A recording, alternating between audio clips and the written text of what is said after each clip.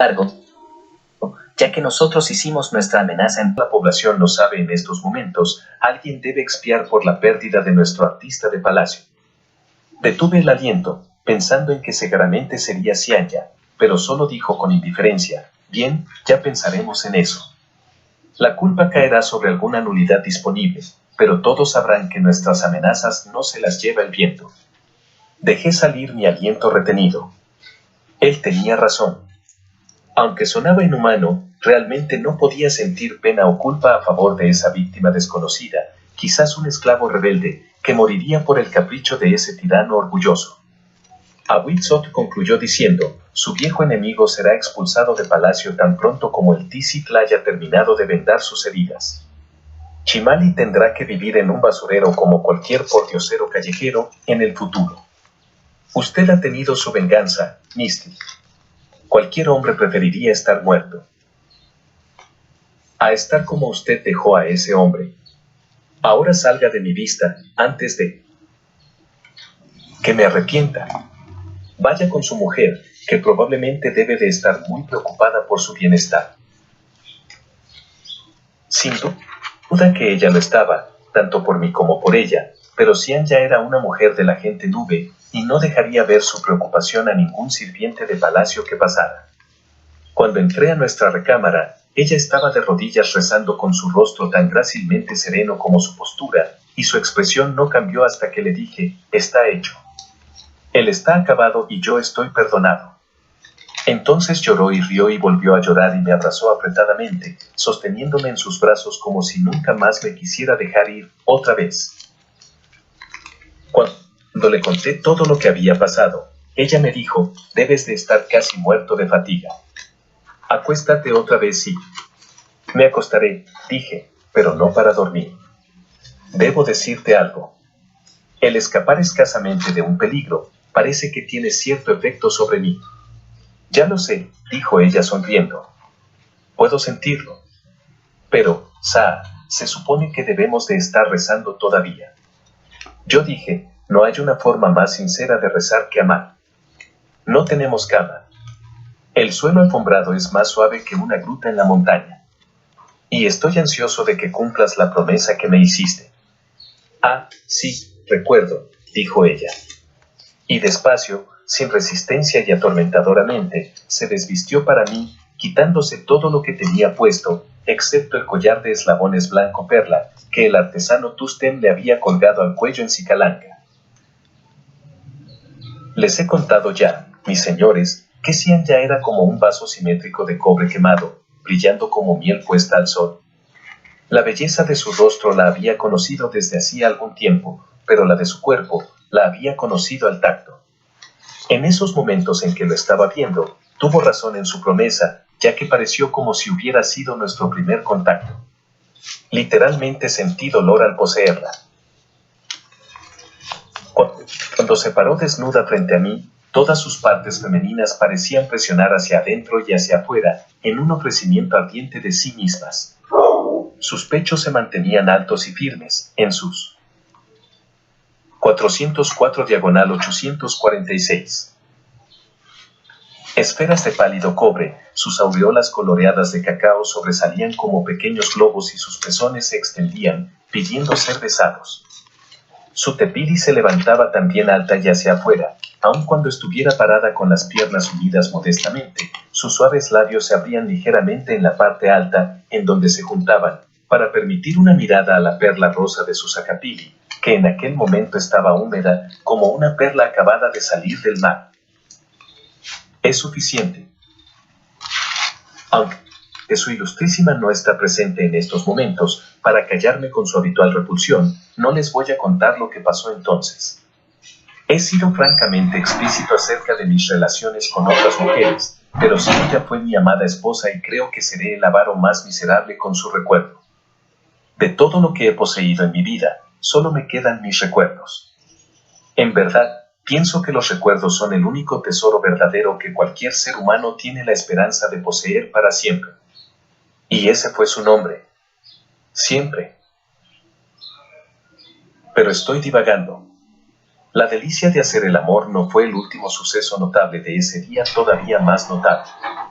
Xianya y yo estábamos abrazados, nuestra respiración para entonces era suave y yo me empezaba a dormir, cuando oímos unos golpecitos en la puerta, como los que había hecho Coscat un poco antes. Entre la niebla del sueño, tuve la esperanza de no ser citado a pelear en otro duelo. Con un esfuerzo me puse de pie, me eché el manto encima y fui a investigar. Era uno de los sirvientes de palacio. Perdone que interrumpa sus devociones, señor escribano, pero un mensajero veloz trae un requerimiento urgente de su joven amigo Coscat. Le pide que vaya lo más rápido posible a la casa de su viejo amigo Escribano. Parece que el hombre se está muriendo. Tonterías, dije con incredulidad. Se deben de haber equivocado en el mensaje. Esa sería una esperanza, mi señor, dijo él con obstinación, pero me temo que no sea así. Tonterías, me dije a mí mismo, otra vez, pero empecé a vestirme apresuradamente mientras le explicaba el recado a mi mujer.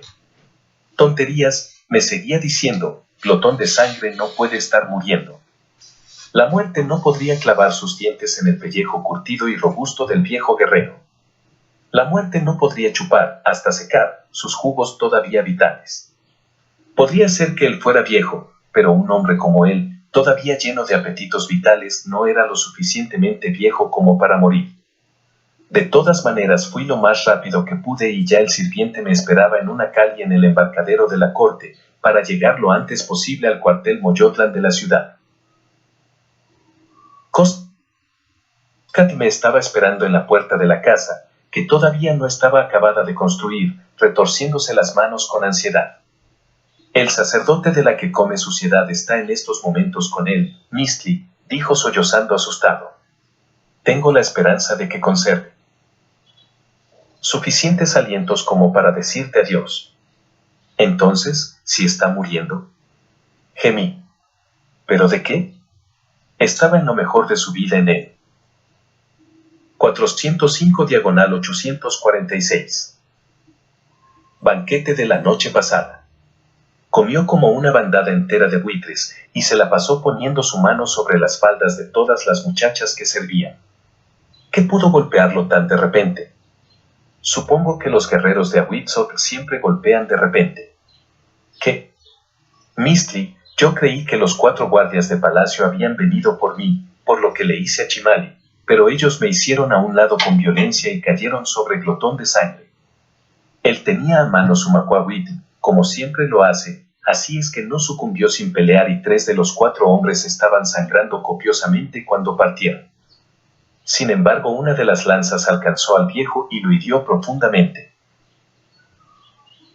Ese hecho hizo que mi cuerpo entero temblara de horror y de pena.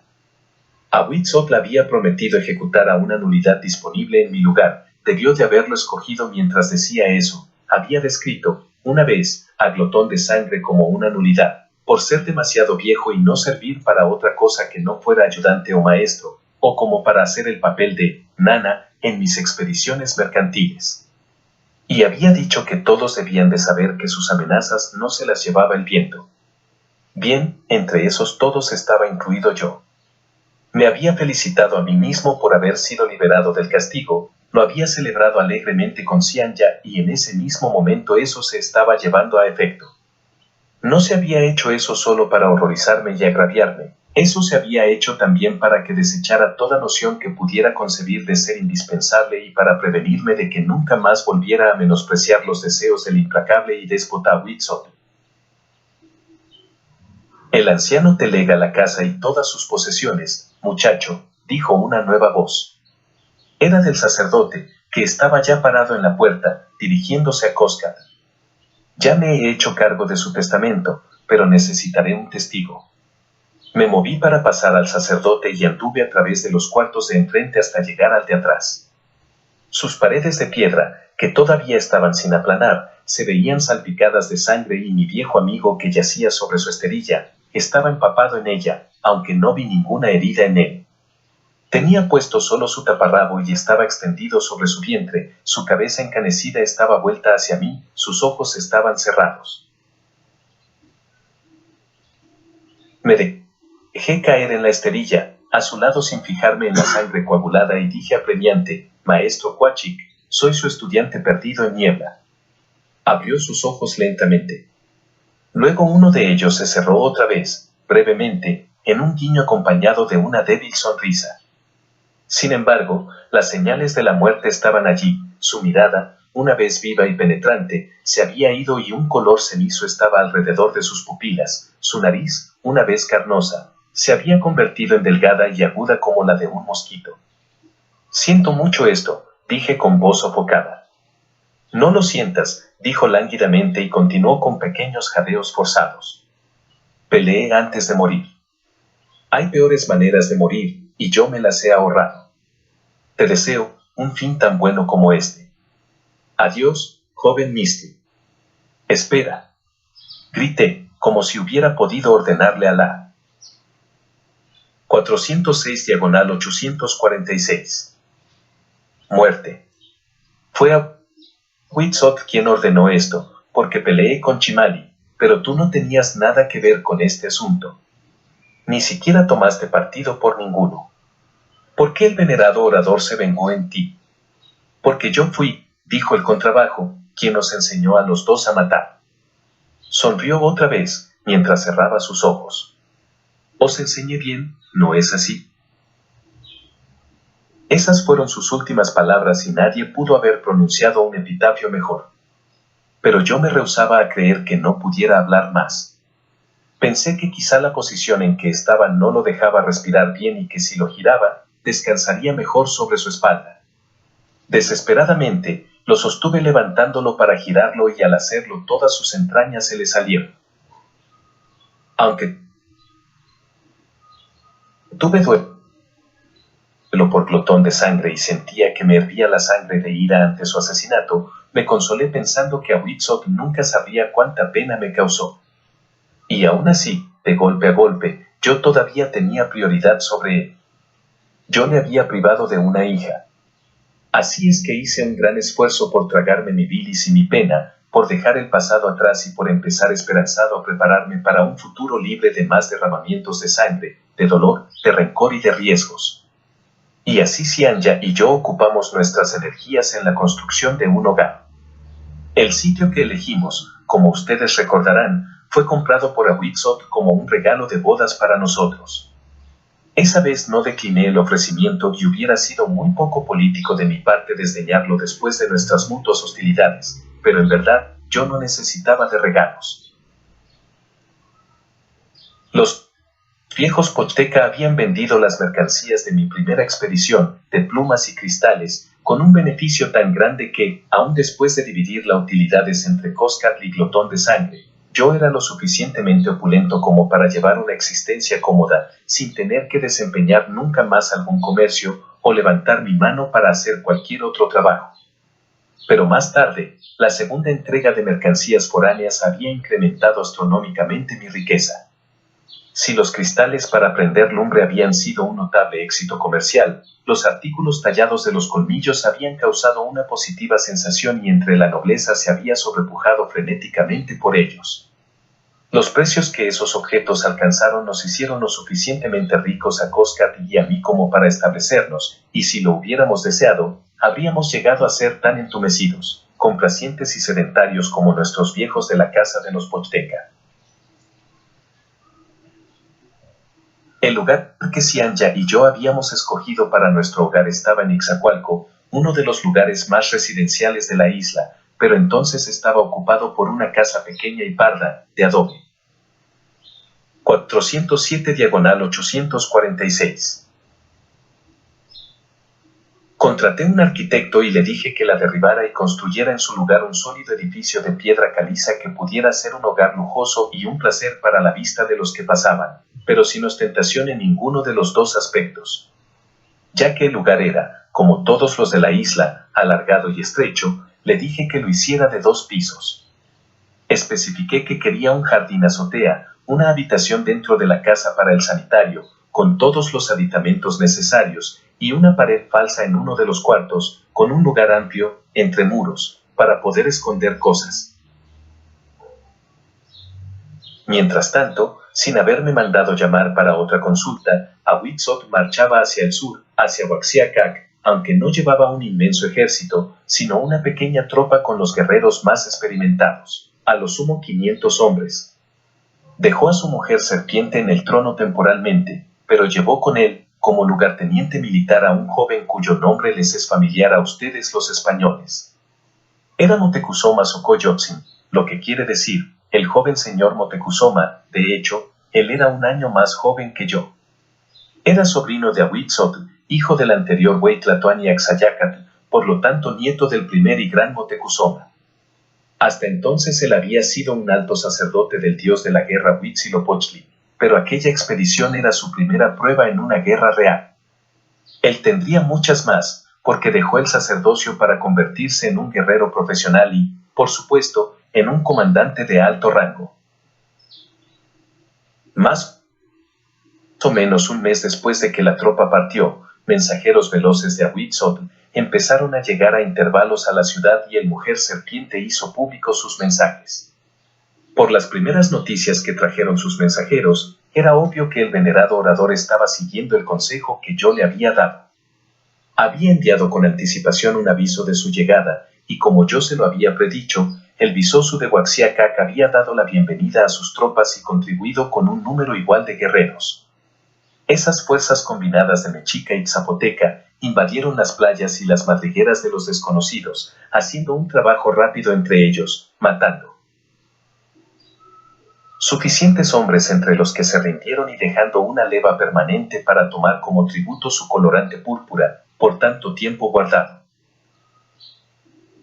Sin embargo, los mensajeros que llegaron después no trajeron tan buenas noticias. Los victoriosos mexicas se habían acuartelado en Tecuantepec, mientras que Ahuitzotl y el gobernante Cosiyuela conferenciaban sobre asuntos de Estado. Como esos guerreros por mucho tiempo habían estado acostumbrados a su derecho de pillaje, en cualquier nación que vencieran se pusieron muy enojados e iracundos cuando supieron que su jefe había cedido el único y visible botín, el precioso púrpura, al gobernante de esa nación. Los guerreros mexica pensaron que habían estado en combate solo para beneficiar al gobernante de esa nación. Ya que Ahuitzotl no era de esa clase de hombres que justifican sus acciones ante sus inferiores y así consiguen apaciguarlos, los mexicas simplemente se rebelaron contra cualquier. 408/846. Contención militar. Rompieron filas, no respetaron la disciplina y corrieron salvajemente por todo Tecuantepec saqueando, violando y quemando.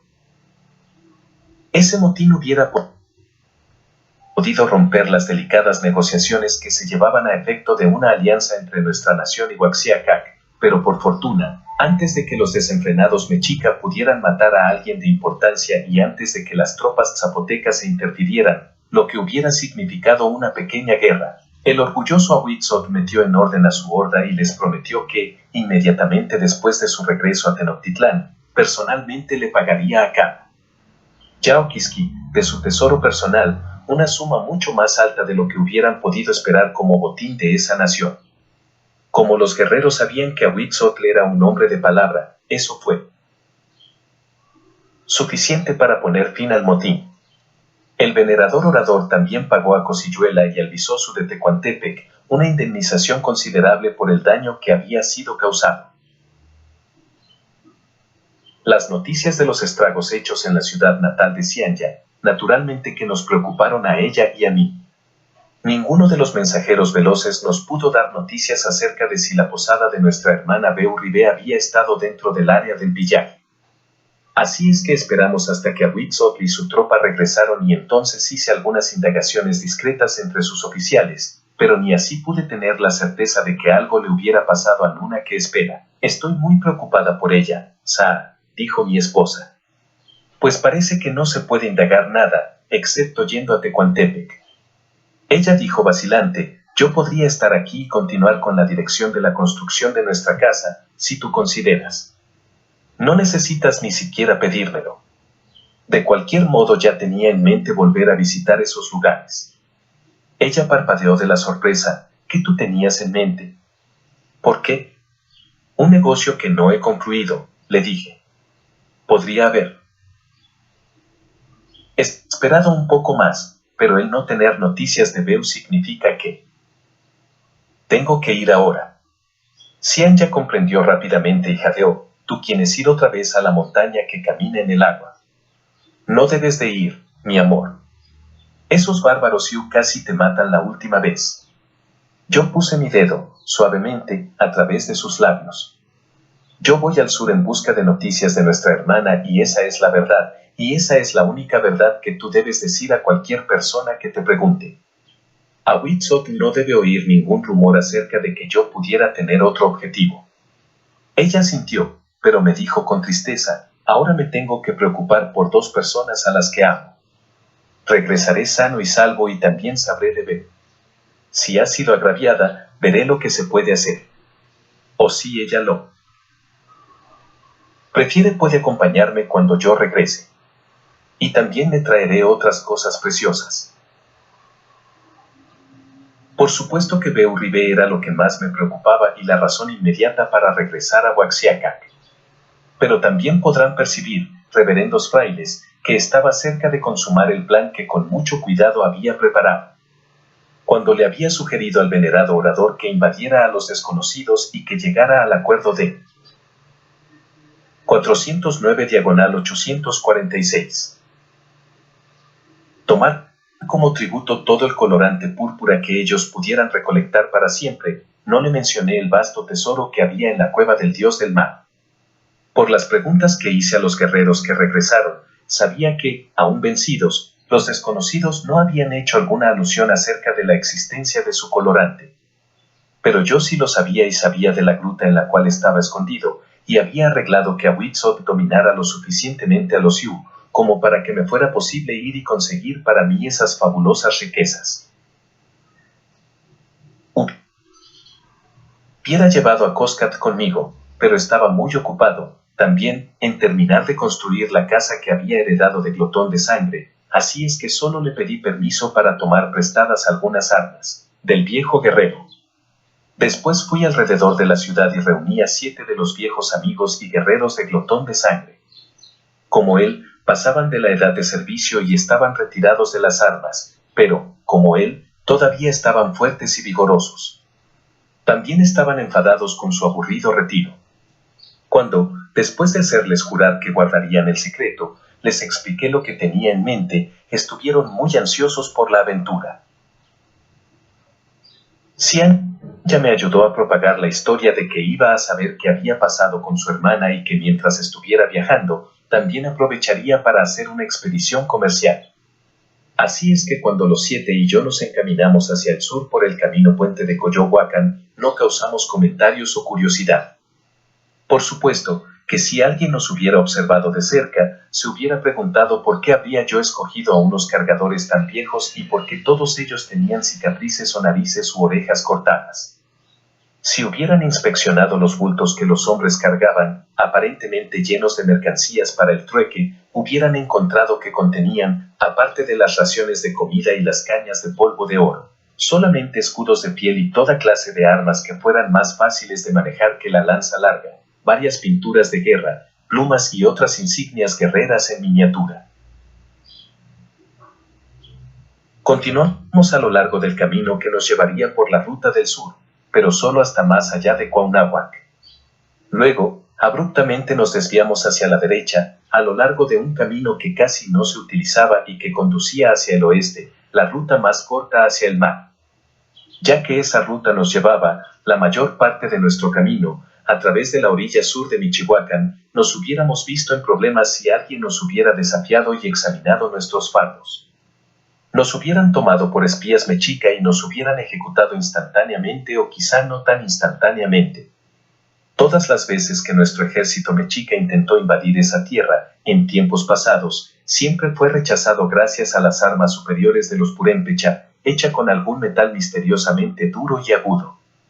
Por supuesto que cada purépe estaba siempre en guardia en contra de cualquier mexica que entrara en sus tierras, con cualquier motivo. 410/846. Debo hacer notar que Michihuacan, tierra de pescadores, era como nosotros los mexica la llamábamos, a lo que ustedes los españoles ahora le llaman la Nueva Galicia, sea lo que sea su significado. Para los nativos tenía varios nombres en sus diversas áreas, Salisco, Nauyarixú, Guanajuato y otros, pero en su mayor parte lo llamaban Tzintzontzalín, en donde hay chupamientos, como su ciudad capital que lleva el mismo nombre. A su lenguaje se le llama poré y durante aquella jornada y las siguientes, aprendí lo más que pude de él, o mejor debería decir de ellos, ya que el poré tiene muchos y diversos dialectos locales, como los tiene el náhuatl. Por lo menos tengo suficientes conocimientos de poré como para preguntarme el porqué de que ustedes los españoles insistan en llamar a los purépecha, los tarasca. Al parecer, ustedes tomaron ese nombre de la palabra poré tarascue, que los purépecha usan para designarse a sí mismos, prudentemente, en una relación distante con los otros pueblos vecinos. En fin, no importa, yo he tenido más que suficientes y diferentes nombres. Y en esa tierra tuve otro, Anicuapacapeti, que es el equivalente de nube oscura.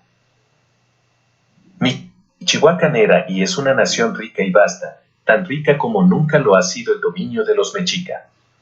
Su banda acuario venerado orador reinaba, o por lo menos cobraba tributo, sobre una región que se extendía desde los huertos frutales de Sichú, al este de las tierras otomí, hasta el puerto mercante de Patamcuaro, en el Océano Sur. Aunque los purépecha estaban constantemente en guardia y contra una intrusión militar de nosotros los mexica, no estaban en contra del comercio, así que intercambiaban sus riquezas con nosotros. Incluso enviaban mensajeros veloces diariamente para llevar pescado fresco a las mesas de nuestros nobles. A cambio, se permitía a nuestros mercaderes viajar por todo Michoacán sin ser molestados, como lo hicimos mis 7 presuntos cargadores y yo. Si realmente hubiéramos pensado comerciar a lo largo del camino, habríamos podido conseguir muchas cosas de valor, perlas del corazón de las ostras, cerámica de rico cristal, utensilios y ornamentos hechos de cobre, plata, nácar y ámbar, objetos de brillante lacado que solo se pueden encontrar en Michoacán. Esos objetos lacados le pueden tomar a un artesano meses o años de trabajo, ya que varían en tamaño, desde una simple bandeja hasta un inmenso biombo. Nosotros, los viajeros, podíamos adquirir cualquier producto local excepto el misterioso metal del que ya he hablado. A ningún extranjero le estaba permitido siquiera echar una mirada sobre él, incluso las armas hechas de ese material se mantenían guardadas, para ser distribuidas entre los guerreros solo cuando las necesitaran. Ya que nuestros ejércitos mexica nunca habían podido ganar una simple batalla contra esas armas, ninguno de nuestros guerreros había podido recoger del campo de batalla ni siquiera un daga purépe tirada. Bien, no comerciamos, pero mis hombres y yo probamos algunas comidas nativas que eran nuevas para nosotros o que rara vez estaban. 411/846. Disponibles, por ejemplo, el licor de miel de Tlachco. Las ásperas montañas que circundaban esa nación, literalmente zumbaban todo el día. Puedo imaginarme que lo que oía era la vibración producida por los hombres que bajo el suelo excavaban en busca de plata, pero arriba, en el exterior definitivamente podía oír el zumbido de enjambres y nubes de abejas entre las incontables flores. Y, mientras los hombres excavaban para desenterrar la plata, sus mujeres e hijos trabajaban en la recolección y elaboración de la miel dorada que producían esas abejas. Algunas veces, solo se tenían que estirar las manos para tomar ese dulce sólido y claro, otras, lo tenían que dejar secar al sol, hasta que estuviera lo suficientemente dulce y cristalino. Alguna de esa miel, la convertían, por medio de un método tan celosamente guardado en secreto como el del metal, en una bebida que ellos llamaban chaparí. Esta era mucho más potente en sus efectos que el viscoso optriqué. Nosotros los mexica conocíamos tan bien, ya que el chaparí, como el metal, nunca se había exportado fuera de Michoacán. Mis hombres y yo tomamos todo lo que pudimos mientras estuvimos allí. También nos dimos un festín con los pescados, las ancas de rana y las anguilas de los lagos y los ríos de Michoacán, cada vez que pasábamos la noche en una hostería. De hecho, pronto nos llegamos a cansar de comer pescado, pero esas gentes tenían una manera peculiar de pensar en contra de la matanza de cualquier animal disponible para la caza. Un Purempe no cazaría un venado porque cree que este es una manifestación del sol, y esto es debido a su creencia de que las astas de los venados machos se asemejan a los rayos del sol. Ni siquiera las ardillas pueden ser atrapadas o cazadas con dardos, porque a los sacerdotes purépecha, tan sucios y desgreñados como los nuestros, los llaman tiu y mencha, y esta palabra quiere decir ardillas negras. Así es que casi todas las comidas que tomamos en las hosterías eran a base de pescado o aves salvajes o domésticas. Muy seguido, se nos daba a escoger después de que hubiéramos comido otro tipo de ofrecimientos. Creo que ya les he mencionado las actitudes que asumían los purépecha acerca de las prácticas sexuales. Un forastero podía llamar a esas un alivio perverso o ideas muy liberales y tolerantes, dependiendo de su propia actitud, pero de hecho se daba gusto a los más inconcebibles. Cada vez que terminábamos de comer, el posadero nos preguntaba a mí y luego a mis cargadores, ¿qué prefiere usted para putear, un hombre o una mujer? Yo no respondía por mis hombres, les pagaba lo suficiente como para que ellos escogieran por sí mismos. Sin embargo, ahora que tenía a Xianya esperándome en casa, no me sentía inclinado a probar cada uno de los ofrecimientos de cada nación nueva que visitaba, como lo había hecho en mis tiempos de soltero.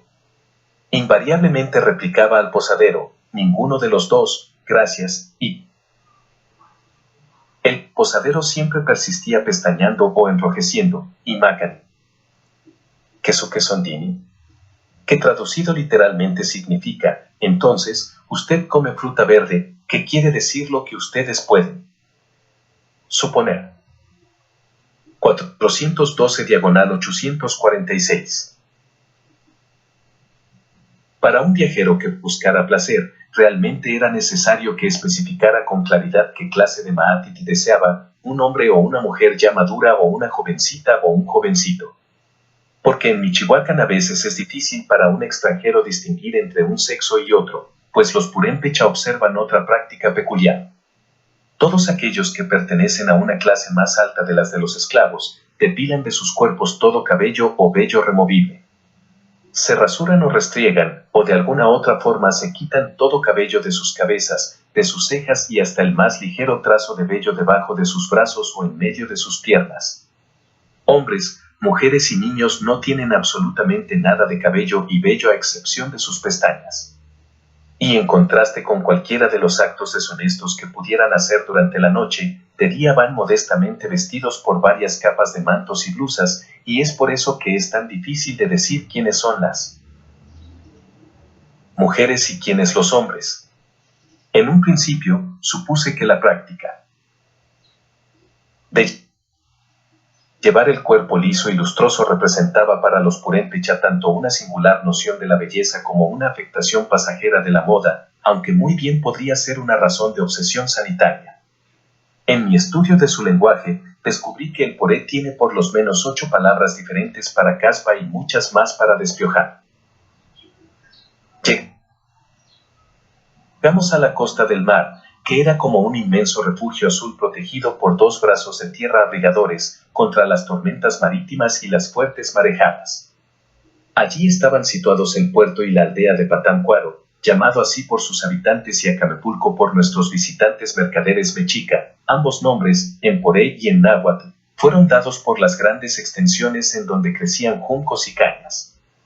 Acamepulco era un puerto pesquero por sus propios derechos, y también un centro de mercado para las gentes que vivían a lo largo de la costa, hacia el este y hacia el oeste, quienes llegaban en canoas para vender sus mercancías procedentes tanto del mar como de la tierra, pescados, tortugas, sal, algodón, cacao, vainilla y otros productos tropicales de esas tierras calientes. Entonces, no tuve la intención de alquilar, sino que quise comprar 4 canoas amplias con sus remos, para que los 8 pudiéramos ir y venir remando, sin tener testigos observando. Sin embargo, eso era más fácil de intentar que de llevar a efecto. La canoa usual que se utilizaba en nuestros lagos, el acali, se hacía fácilmente de la madera suave del pino que crecía allí. Pero la canoa de mar, o checacua, estaba construida con la madera pesada, dura y formidable de un árbol tropical llamado caoba, y hacer una canoa llevaba meses de trabajo. Casi la mayoría habían sido usadas en Acapulco a través de generaciones por una misma familia y ninguna deseaba vender, ya que eso significaría una suspensión temporal de toda utilidad proporcionada por la caza y la pesca mientras se construía una nueva. Pero finalmente pude adquirir las 4 que necesitaba, aunque me costó todo mi poder de persuasión, frustrantes días de negociación y una cantidad mayor en polvo de oro de la que tenía en mente gastar. 413/846. No fue tan fácil como había supuesto, el remar a lo largo de la costa hacia el sureste, con 2 de nosotros en cada checagua. Aunque todos teníamos una gran experiencia en canoas de lago y las aguas de estos algunas veces eran movidas tempestuosamente por los vientos, no estábamos acostumbrados a los tumbos de esas aguas de olas fluctuantes aún con el tiempo calmado que gracias a los dioses tuvimos en todo nuestro viaje por mar. Varios de esos fuertes y viejos guerreros cuyos estómagos jamás se habían revuelto ante los horrores nauseabundos de la guerra, se encontraron muy mal en los 2 primeros días de viaje. Yo no, quizás porque ya había estado antes en el mar. Pronto aprendimos a no navegar muy cerca de la costa en donde el movimiento del agua era más violento e impredecible. Aunque todos nos sentíamos como si estuviéramos en un gran columpio sobre el único mundo, nos lo pasábamos bastante bien más allá de las primeras olas. Rompientes, solamente remando hasta que el sol se ponía, para pasar las noches agradablemente sobre la arena suave de la playa. Esa playa, como ya la había visto antes, se iba oscureciendo gradualmente de un blanco brillante a un gris total y luego a un negro profundo de arenas volcánicas, y de repente, la playa se interrumpió por un alto promontorio que se internaba en el mar, la montaña que camina en el agua. Gracias a mi topacio, pude espiar con facilidad la montaña desde lejos y estando ya cerca el ocaso, di instrucciones para desembarcar en la playa. Cuando estuvimos sentados alrededor del fuego de nuestro campamento, les repetí a mis hombres las acciones planeadas para nuestra misión en la mañana y añadí, ¿alguno de vosotros podría tener alguna reserva para levantar la mano en contra de un sacerdote, aunque éste lo fuera de un dios extranjero? No lo tengáis. Esos sacerdotes pueden parecer desarmados, simplemente molestos ante nuestra intrusión y desamparados ante nuestras armas, pero no lo están. A la primera oportunidad que les demos, nos matarán a cada uno de nosotros, luego nos ensartarán como a berracos y nos comerán a su placer. Mañana, cuando todo esté listo, nosotros los mataremos sin piedad o correremos el riesgo de que nos maten. Recordad eso y recordad mis señales. Así, cuando a la mañana siguiente nos volvimos a hacer a la mar, no éramos ya un joven Pochtecatl con sus 7 viejos cargadores, éramos un destacamento de 7 temibles guerreros mexica guiados por uno no tan viejo, un Cuachic, vieja águila. Habíamos deshecho nuestros fardos, poniéndonos nuestras insignias de guerra y nos habíamos armado. Yo llevaba el escudo insignia Cuachic, el bastón de mando y el yelmo Cuachic de glotón de sangre. Lo único distintivo que me faltaba de ese rango era un hueso atravesado en la nariz, pero nunca me había perforado el puente de la nariz para poder utilizarlo.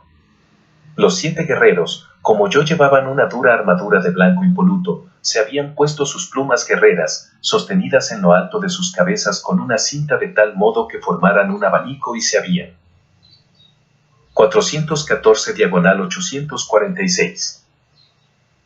Pintado de diferentes colores, fieros diseños en sus caras. Cada uno de nosotros llevábamos una macuavit, una daga y una jabalina. Nuestra pequeña flota remó descaradamente hacia el promontorio de la montaña, sin tratar de ocultarse, sino con la intención deliberada de que los guardianes nos vieran llegar. Y así fue, ellos nos estaban esperando a un lado de la montaña, por lo menos 12 de esos malvados sacerdotes Yu, con sus vestiduras de pieles harapientas y parchadas. No dirigimos nuestras canoas hacia la playa para desembarcar con facilidad, sino que remamos directamente hacia ellos. No sé si porque era una estación diferente del año o porque nos aproximamos por el lado oeste de la montaña, el océano estaba mucho menos agitado de lo que había estado en aquel entonces, cuando el difunto botero Zapoteca y yo llegamos por el lado este. De todas formas, El mar estaba lo suficientemente enojado y agitado como para que unos marineros tan inexpertos como nosotros nos hubiéramos estrellado contra las rocas, de no ser porque algunos sacerdotes vinieron a nuestro encuentro para ayudarnos a desembarcar sanos y salvos. Naturalmente que lo hicieron gruñendo y solamente porque conocían y temían las costumbres de nuestros guerreros mexica, con lo que ya había contado. Nosotros nos dimos maña para atracarlas allí y dejé a uno de los guerreros para vigilarlas. Entonces vadeé hacia las rocas haciendo un gesto para que me siguieran tanto mis hombres como los sacerdotes y todos empezamos a ascender brincando de roca en roca a través de los tumbos y chorros de agua, a través de nubes de espuma de mar, hasta alcanzar el declive principal de la montaña. El sacerdote principal del dios del mar estaba parado allí. Tenía sus brazos cruzados a través de sus pechos, intentando esconder sus muñones sin manos. Él no me reconoció inmediatamente bajo mi traje de batalla. Nos gritó algo en su dialecto guave.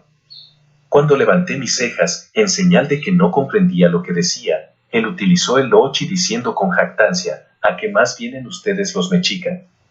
Nosotros solo somos los guardianes del color del dios y ustedes ya lo tienen. No lo tenemos todo, dije en el mismo lenguaje. Él pareció temblar ligeramente ante la brusca seguridad con que hablé, sin embargo insistió, nosotros no tenemos más. No, me mostré de acuerdo con él. Pero tiene uno que es mío. Un púrpura por el que pagué mucho oro. ¿Recuerda? En el día en que yo hice esto.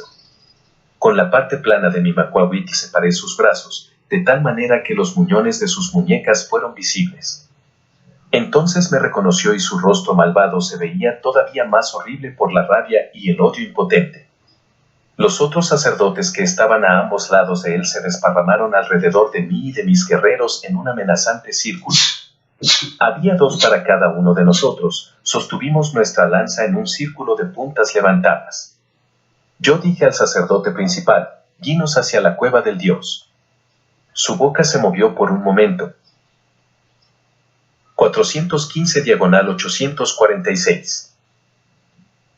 Probablemente intentando otras mentiras, antes de decir, su ejército dejó vacía la cueva de Tiat-Dik. Hice un movimiento hacia el guerrero que tenía a mi derecha. Este clavó profundamente su jabalina en las entrañas del sacerdote que estaba parado a la izquierda del jefe. El hombre se dobló, cayó y rodó por el suelo, cogiéndose el abdomen y gritando continuamente. Yo dije, esto es para demostrarles que estamos impacientes. Es para que vean que tenemos prisa. Hice otro gesto y el guerrero punzó de nuevo al hombre caído, esa vez atravesándolo en el corazón y él dejó de gritar. Ahora, dije al sacerdote principal, iremos a la cueva. Él tragó saliva y no dijo nada más, esa demostración había sido suficiente. Conmigo y mi jabalina a su espalda, y con mis guerreros apuntando a los restantes sacerdotes, nos guió todo el camino entre un montón de rocas y después por el hueco protector hasta la cueva. Sentí un gran alivio al encontrar que la gruta del dios no había sido devastada o enterrada por el temblor de tierra. Cuando estuvimos enfrente del montón de piedras embadurnadas de púrpura que simulaban una estatua, señalando los recipientes de cuero y las redecillas de colorante que estaban amontonados por todas partes, dije al sacerdote principal, dígales a sus ayudantes que empiecen a llevar todo esto a nuestras canoas. Él volvió a tragar saliva, pero no dijo nada. Dígaselo, repetí, o lo que le cortaré enseguida serán sus codos y luego sus hombros y así seguiré. Él dijo apresuradamente algo en su lenguaje que no entendí, pero que fue lo bastante convincente. Sin palabras, pero dirigiéndome miradas asesinas, los desgreñados sacerdotes empezaron a levantar y a acarrear los recipientes y los fardos de hilaza de algodón.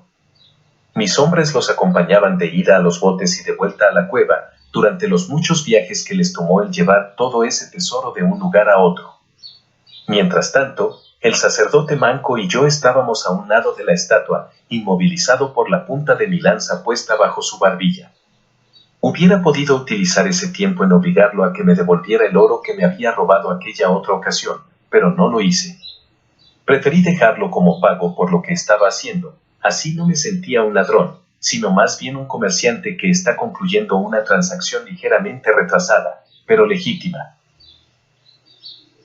No fue sino hasta que los últimos recipientes fueron llevados afuera de la cueva, que el sacerdote principal habló otra vez, con odio en su voz: «Usted ya antes ha profanado este lugar santo.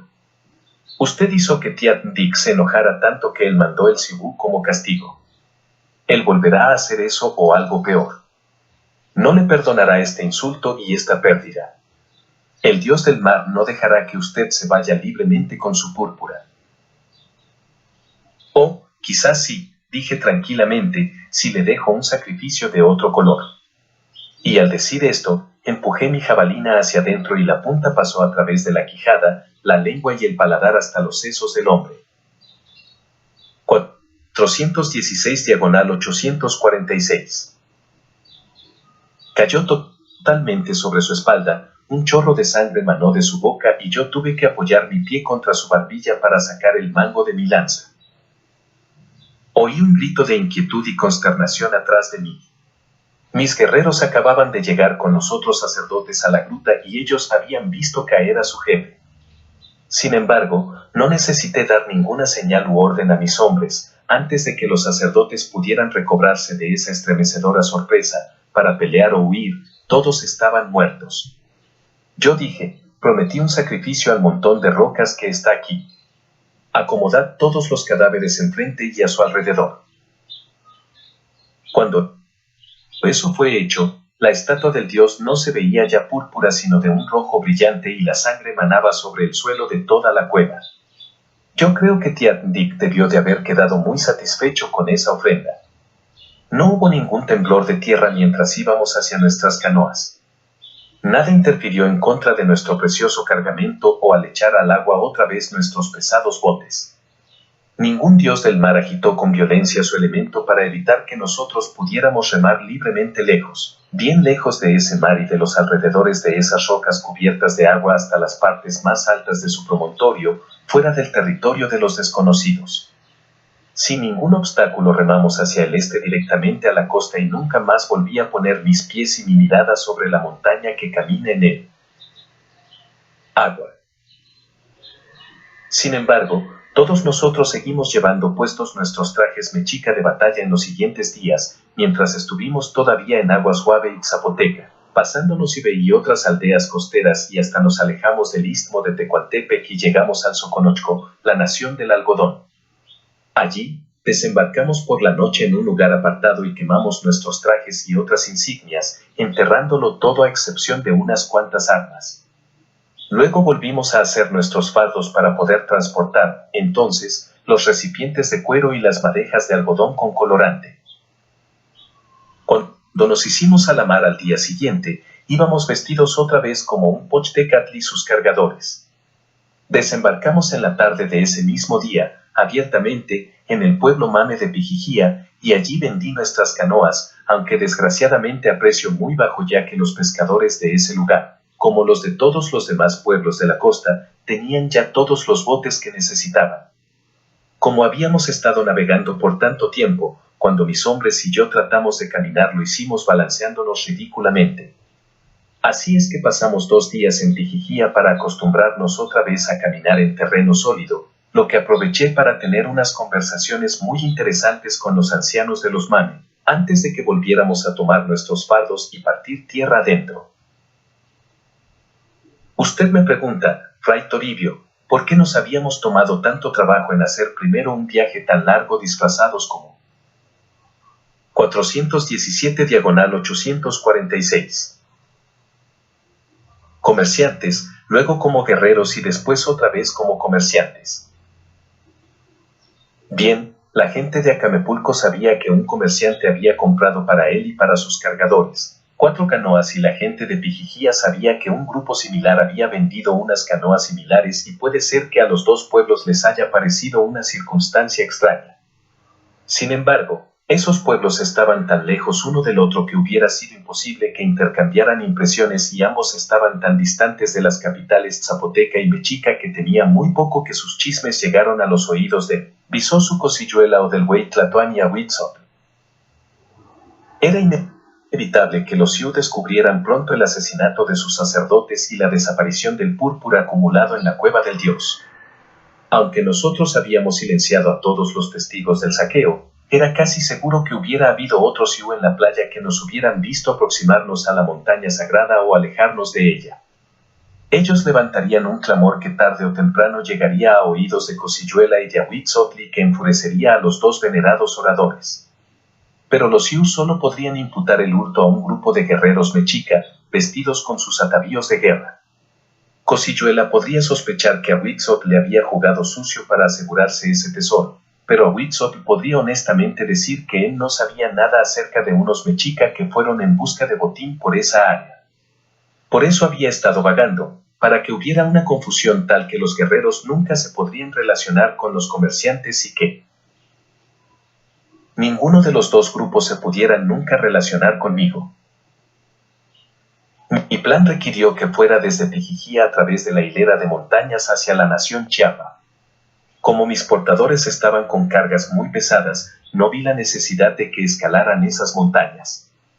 Así es que nos pusimos de acuerdo en el día y el lugar en que nos volveríamos a encontrar, en los cereales del istmo de Tecuantepec, y eso les daría tiempo suficiente para viajar con calma. Les dije que evitaran las aldeas y los encuentros con otros viajeros, pues un grupo de cargados tamémimes sin el mercader que los guiaba podría provocar comentarios e incluso su detención para una investigación. Así es que cuando estuvimos bastante lejos de Pijijiá, mis 7 hombres se dirigieron hacia el oeste, quedándose en las tierras bajas del Soconochco, mientras yo me dirigía hacia el norte, adentrándome en las montañas.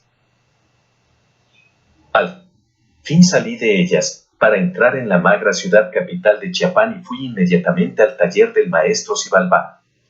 Ah, dijo encantado. Pensé que regresaría, así es que he estado coleccionando todo el cuarzo posible y haciendo nuevos cristales para encender lumbre. Sí, se venden muy bien, le dije. Pero esta vez insisto en pagarle el valor total de la mercancía y de su trabajo. También le dije que mi topacio 418/846, que ayudaba a mi vista, había enriquecido mucho mi vida, por lo cual le estaba profundamente agradecido. Cuando terminé de arreglar mi fardo de cristales envueltos en algodón, quedé casi tan cargado como cada uno de mis portadores ausentes.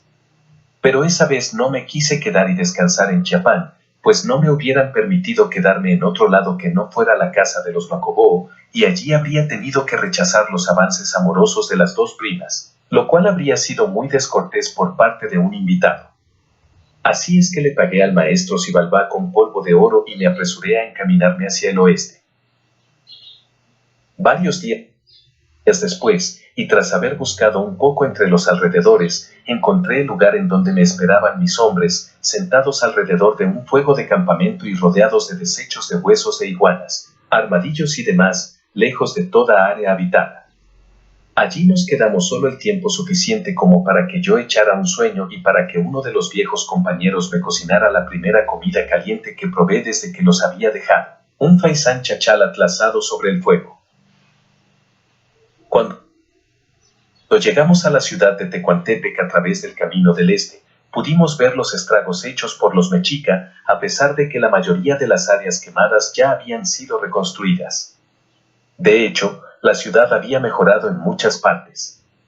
Se habían construido casas decentes y fuertes en el lugar en donde antes había un área escuálida, en donde solo se habían visto cabañas de gente miserable, incluyendo aquella que dejó una huella imborrable en mi vida.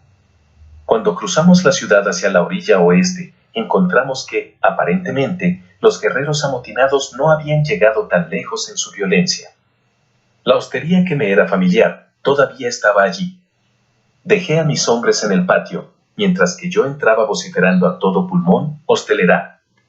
¿Tiene cuartos para un pochtecatl cansado y para sus cargadores? Beurribé salió de alguna habitación interior. Estaba tan saludable, tan juiciosa y tan bella como siempre, aunque su único saludo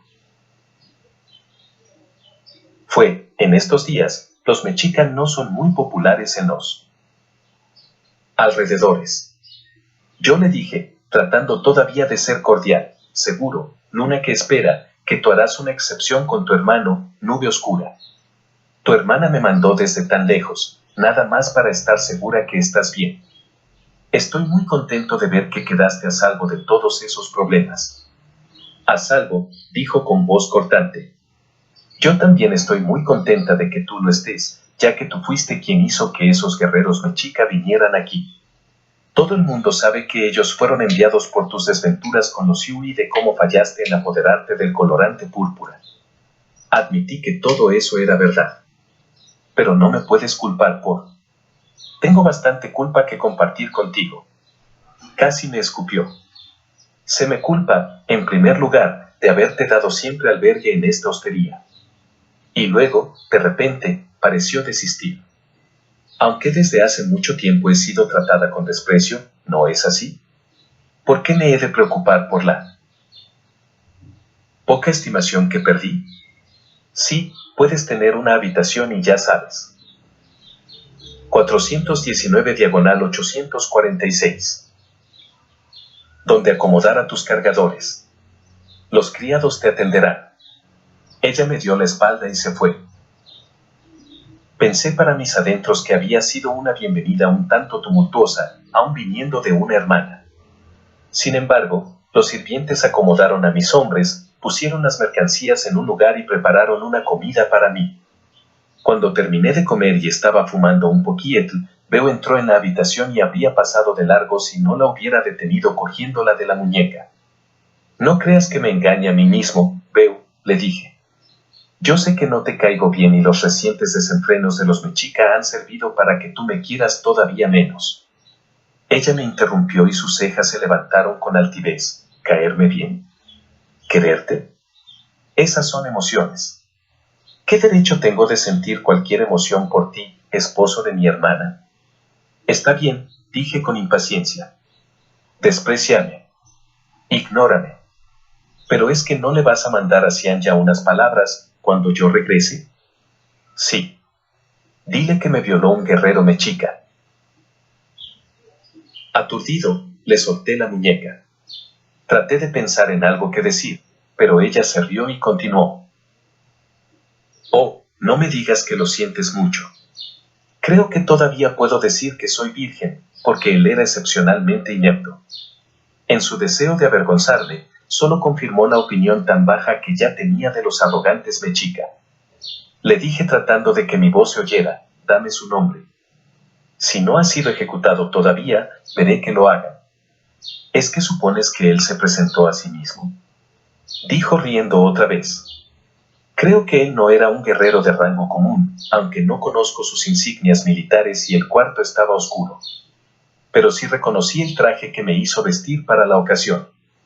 Me forzó a cubrir mi cara con hollín y a ponerme las vestiduras negras y tristes que usan las mujeres que atienden los templos. ¿Qué? Dije estupefacto. No tuvimos mucha conversación, pero me pude dar cuenta de que mi simple virginidad no era suficiente para excitarlo. Comprobé que solo podía tener erección si pretendía que estaba violando algo santo e intocable. Nunca he oído hablar de tal. Ella dijo, no trates de disculpar a tus paisanos. Y no necesitas tener lástima de mí. Ya te dije que ni siquiera podía ser un violador de mujeres. Creo que vosotros lo llamáis tepule. Su tepule era nudoso, retorcido y doblado como un gancho.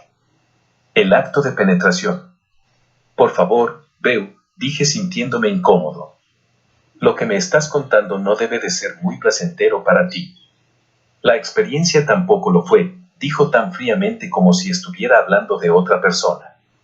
Una mujer que tiene que sufrir el ser víctima de una violación, por lo menos debería ser bien violada. Su tepule defectuoso solo podía penetrar hasta su cabeza o bulbo o como sea que llaméis a eso. Y a pesar de todos sus esfuerzos y gruñidos, ni siquiera lo pudo mantener allí. Cuando al fin emitió su jugo, simplemente goteó sobre mi pierna. No sé si hay diferentes grados de virginidad, pero creo que todavía me puedo llamar virgen. Pienso también que ese hombre se sintió más humillado y avergonzado que yo. Ni siquiera me pudo mirar a los ojos mientras me desvestía otra vez. 420 diagonal 846. para que pudiera recoger esas horribles vestiduras de templo y llevárselas con él.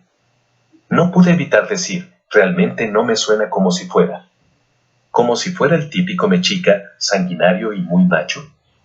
¿Cómo Saana Yasu? Bajando la voz me susurró, dime la verdad, Saa, ¿ha quedado mi hermana realmente satisfecha en su lecho conyugal? Por favor, ven. Eso es vergonzoso. Ella soltó una blasfemia, Hei Siaba. ¿Qué puede ser vergonzoso para una mujer ya degradada? Si tú no me lo dices, ¿por qué no me lo demuestras? Pruébame que eres un marido adecuado. Oh, no te pongas colorado o te vayas. Recuerda que yo te vi una vez haciéndolo con mi madre, pero nunca nos dijo después si había sido bueno para eso o no. Estaré muy contenta de saberlo por experiencia propia. Ven a mi cuarto. ¿Por qué has de tener escrúpulos en tomar a una mujer que ya ha sido utilizada? Aunque no mucho, por supuesto, pero... Cambié de tema con firmeza. Le dije a Cianya que te llevaría conmigo a Tenochtitlán si estaba sufriendo o en algún peligro. Tenemos una casa con bastantes habitaciones. Te lo pregunto, Beu, si encuentras tu situación intolerable aquí, ¿te vendrías con nosotros? Imposible, gritó. ¿Vivir bajo tu mismo techo? ¿Cómo puedo ignorarte allí, como has sugerido? Sin poder contenerme por más tiempo, le grité, he hablado con cortesía, con contrición, con simpatía y con el cariño de un hermano. Te he ofrecido que empieces otra vez en un buen hogar, en una ciudad diferente, en donde puedas levantar la cabeza y olvidar el pasado. Pero tú solo me contestas con burlas, despectivamente y con malicia. Me iré por la mañana, mujer, y puedes venir conmigo si quieres. Ella no quiso. Llegamos a la ciudad capital de Saachila, para seguir en mi papel de comerciante. Otra vez visité al Bisosu Bienesa, a quien me recibió en audiencia y le conté mi mentira, cómo había estado vagando por la nación Chiapa y cómo hasta hacía muy poco había sabido sobre los sucesos del mundo civilizado. Le dije, como el señor Cosilluela debe de haber adivinado, fue por mi instigación que Ahuitzot trajo a sus hombres a Huaxiacac. Así es que me siento en la necesidad de pedir algunas disculpas. Él hizo un gesto como no dándole importancia. Cualesquiera que hayan sido las intrigas en las que nos vimos envueltos, no tienen la menor importancia. Estoy muy contento de que su venerado orador viniera con buenas intenciones y estoy satisfecho de que la larga animosidad que había entre nuestras naciones haya cedido finalmente, además de que no tengo nada que objetar en recibir un tributo tan rico como el púrpura. Yo le dije, sin embargo, los hombres de Ahuitzot tuvieron una conducta reprobable en Tecuantepec. Simplemente como un mexica debo pedir disculpas por eso. No culpé a Ahuitzot. Ni siquiera culpo mucho a sus hombres. Debí demostrar mi sorpresa, porque me explicó, su venerado orador se movió con rapidez para detener los ultrajes. A los peores los mandó matar por medio del garrote y a los demás los aplacó con promesas. 421/846. Que estoy seguro de que cumplirá. Luego pagó para expiar esos estragos o por lo menos lo más que se hubiera podido pagar por ellos. Nuestras naciones, probablemente, estarían en estos momentos en guerra si no hubiera sido porque actuó rápida y honorablemente. No, Ahuitzotl estaba ansiosamente humilde por restaurar las buenas relaciones. Era la primera vez que oía describir al colérico monstruo del agua con el apelativo de humilde. Sin embargo, había otro hombre, un hombre joven, su sobrino. Uno que estaba al mando de los mexica mientras nosotros conferenciábamos y fue cuando empezó el tumulto. Ese joven lleva un nombre que nosotros la gente nube detestamos por una razón histórica. Él se llama Motecuzoma y creo que ha heredado el deseo sanguinario de su tocayo. También creo que él vio como un signo de debilidad la alianza que Ahuitzot concertó con nosotros. Pienso que desea a los Bienesa como vasallos de los mexica y no como iguales. Tengo la fuerte sospecha de que él fomentó ese motín con la esperanza de que nos degolláramos los unos a los otros, otra vez. Si usted puede hacerse oír de Ahuitzot, joven mercader, le sugiero que le insinúe unas palabras para prevenirle acerca de su sobrino. Enaltecido de repente, este nuevo Moctezuma, si llega a tener cualquier tipo de posición en el poder, podría arruinar todo el bien que su tío pudiera buscar para su satisfacción. En el camino puente hacia Tenochtitlán, en donde la ciudad iba apareciendo ante nosotros, luminosamente blanca contra el crepúsculo rojizo como el color de la tórtola, mandé a mis hombres adelante de 2 en 2. La noche ya había caído cuando puse un pie en la isla y la ciudad estaba iluminada por las llamas de las antorchas, de los candiles y las lámparas. A través de esa parpadeante iluminación, pude ver que mi casa ya estaba terminada y que tenía una fachada muy bonita, pero no pude apreciar todos los detalles exteriores, ya que había sido construida sobre pilares más o menos de mi estatura. Tuve que subir una pequeña escalera para entrar. Fui admitido por una mujer de mediana edad, que obviamente era una nueva esclava, ya que nunca antes la había visto. Ella se presentó como Teoxihuitl, o turquesa, y dijo: cuando los portadores llegaron, mi señora subió al piso de arriba, para que usted pudiera hablar en privado con los hombres sobre sus negocios. Ella le esperará en la alcoba, mi amo. La mujer me guió hacia una habitación que estaba en la planta baja, en donde mis 7 compañeros estaban devorando una comida fría, que ella tuvo que preparar con precipitación. Después de que me dio a mí también un plato de comida y de que todos apaciguamos nuestra hambre, los hombres me ayudaron a mover la pared falsa del cuarto secreto y a guardar nuestros fardos allí, en donde ya habían sido almacenadas otras mercancías. Luego, les pagué el salario que les correspondía de regreso y les di más de lo que les había prometido, ya que se habían portado admirablemente. Todos besaron la tierra ante mí. 422/846. Cuando se fueron, después de hacerme jurar que los citaría otra vez si concebía otros proyectos que fueran del agrado de 7 viejos guerreros, que de otra forma estarían en el ocio de la paz y del aburrimiento. En el piso de arriba, encontré el cuarto sanitario exactamente como le había dicho al arquitecto que lo quería, tan completo y eficiente como aquellos que se vaciaban solos y que había utilizado en los palacios. En el cuarto de vapor adyacente, la esclava turquesa ya había colocado y calentado las piedras al rojo vivo y cuando terminé mi primer baño, dejó caer agua sobre ellas para producir una nube de vapor.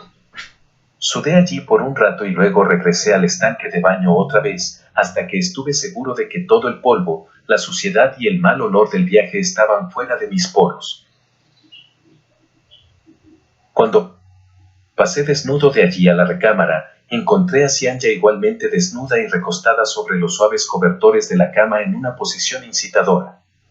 Solo había en la habitación la pequeña luz roja de un brasero, pero era suficiente para alumbrar su mechón de pelo pálido y delinear sus pechos puntiagudos. Cada uno de ellos era una bella semiesfera simétrica, en cuyas cumbres se encontraban sus pequeñas aureolas como otras esferitas, exactamente como ustedes pueden ver a través de la ventana el perfil del Popocatépetl. Mis señores frailes, un cono sobre otro cono. No, por supuesto que no tengo necesidad de explicarles estos detalles. Solo quería decirles que fue lo que alteró mi pulso, mientras me encaminaba hacia Xianya. Yo le dije: tengo noticias que darte, pero pueden esperar. Entonces deja que esperen, respondió ella con un susurro de voz y sonrió alargando su mano para alcanzarme. Después le di las noticias que traía sobre Beau Ribé, de que estaba sana y salva, pero que era muy infeliz. Me alegro de que hubiéramos hecho primero el amor, ya que le proporcioné a Xianya la languidez usual que da al último el placer satisfecho, con lo cual tenía la esperanza de que las palabras que dijera fueran o resultaran más suaves.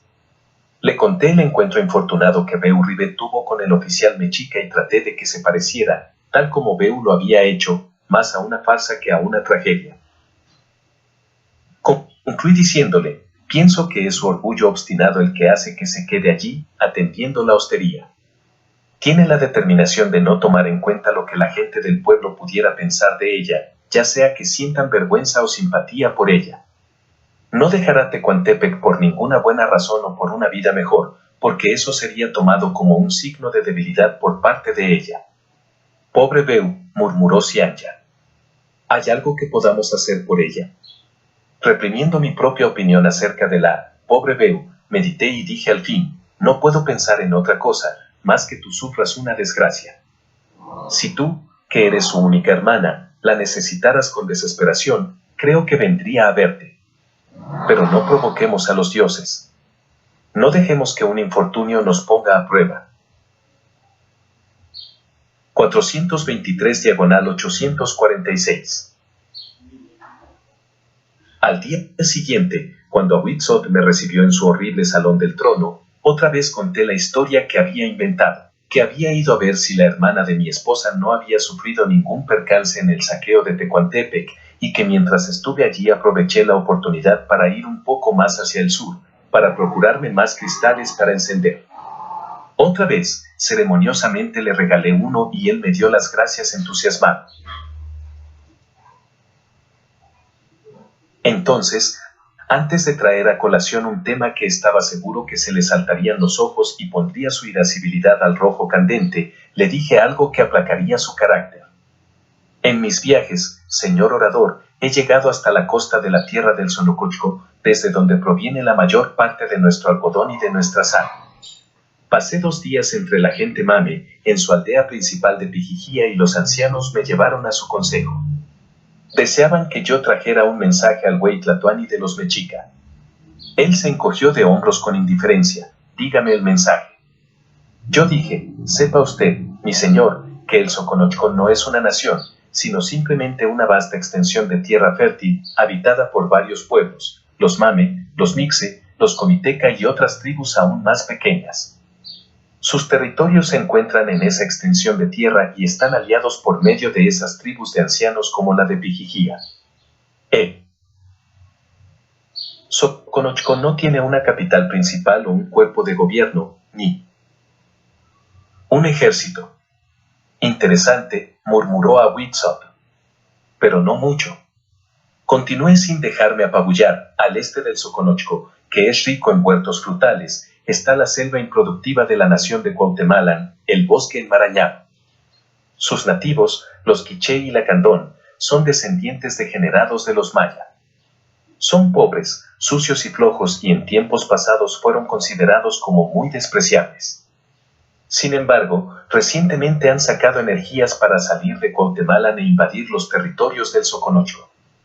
Esos desgraciados amenazan con hacer sus correrías más frecuentes hasta convertirlas en una guerra continua, a menos de que los pueblos del Soconochco estén de acuerdo en pagarles un gran tributo en algodón y sal.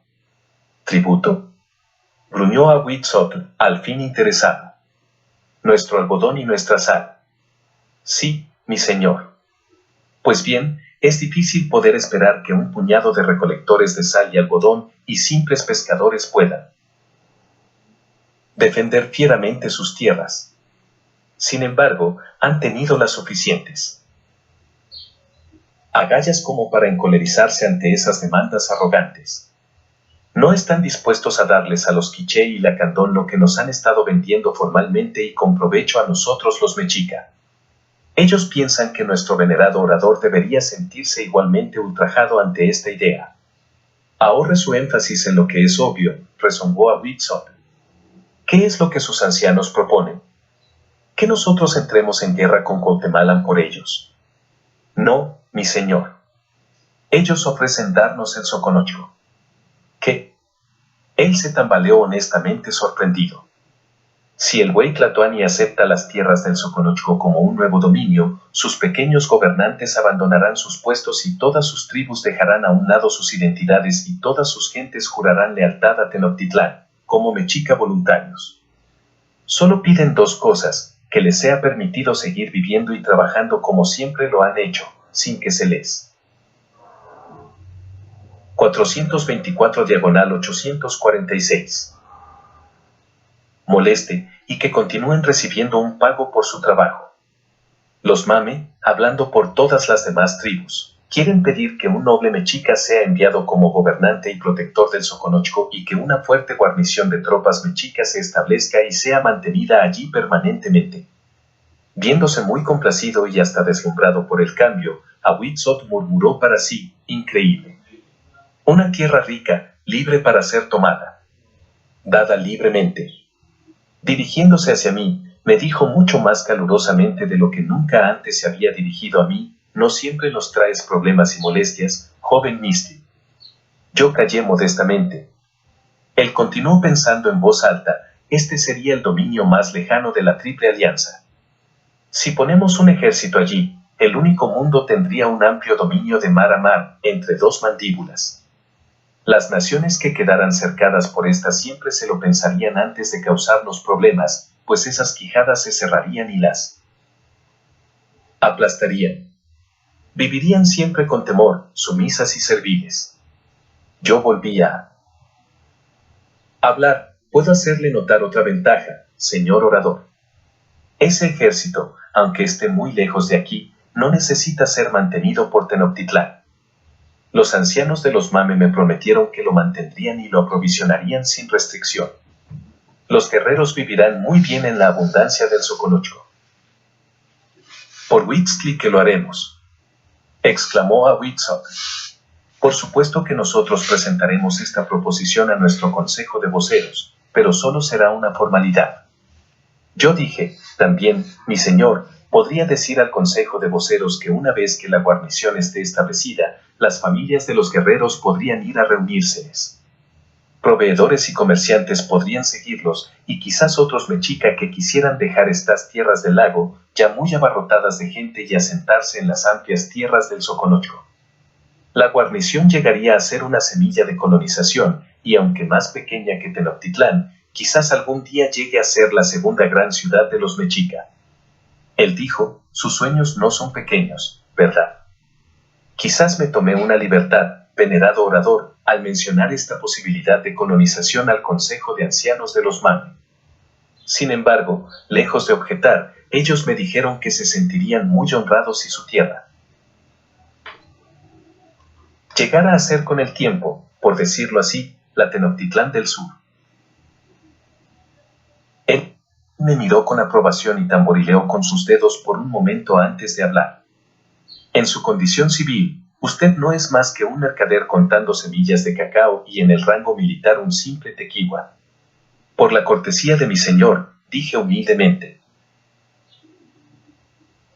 Y todavía sobre eso, usted, un don nadie, viene a darnos toda una nueva provincia, mucho más valiosa que cualquier otra anexada por tratado o por conquista, desde la época reinante de nuestro estimado padre Moctezuma. También este hecho debe ser presentado a la atención de nuestro consejo de voceros. Yo dije, la mención de Moctezuma, mi señor, me recordó algo. Y le dije lo que me costaba tanto trabajo repetir, las palabras ásperas y suspicaces del visoso Cosiyuela acerca de su sobrino. Como ya lo 425 diagonal 846.